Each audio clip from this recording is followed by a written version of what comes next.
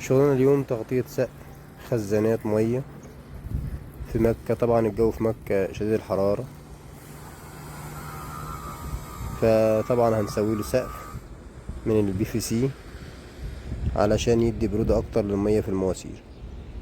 طبعا اول شيء حطينا قطع كمرات 12 مع الفرنشات، وبعدين ركبنا عجال 12 فوق علشان هنركب حبة على الداير برضو من نوع من نفس نوع الجرميد اللي هو البي في سي.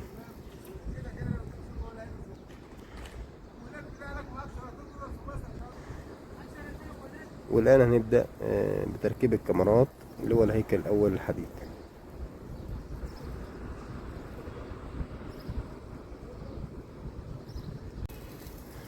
وبكده تم الانتهاء من تركيب الكاميرات. كاميرا 12 حرف اتش، والآن بيتم تركيب الشدادات للكاميرات وتركيب تيوبات 80 ب40 والبي في سي.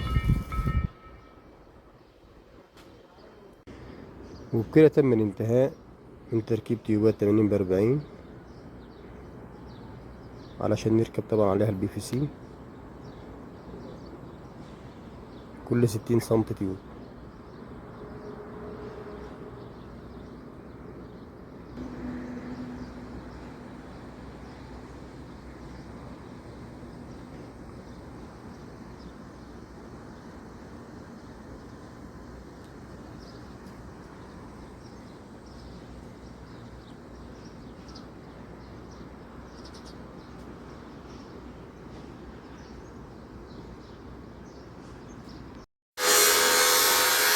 والآن بيتم تركيب الحبة اللي على الداير.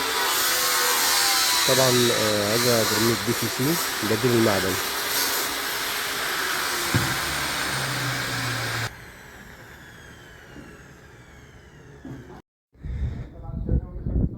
وهذه الألواح البي في سي طبعا طول اللوح 5 متر و70 في متر و5، أفضل من الشينكو وعازل للحرارة وأفضل في المية من الشينكو، ولا يصدي ولا أي شيء.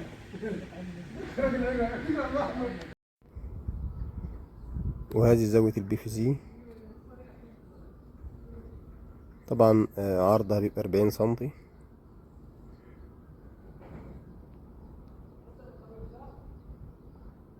طبعا أفضل من الشينكو 100 مرة يعني.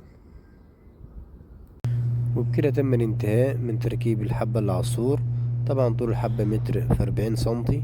والآن بيتم تركيب الجرميد بي في سي طول اللوح 5 متر و70 في متر و5 لون رمادي.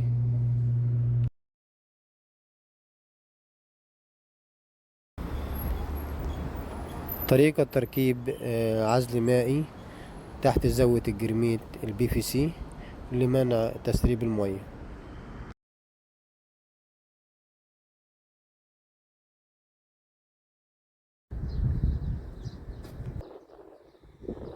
وبكده تم الانتهاء من تركيب الجرميد بي في سي 3 مللي سماكة.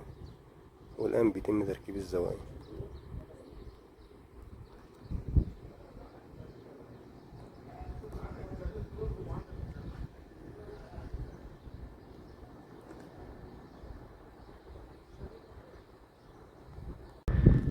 وبكده تم الانتهاء من تركيب الزوايا وده غسيل العمل.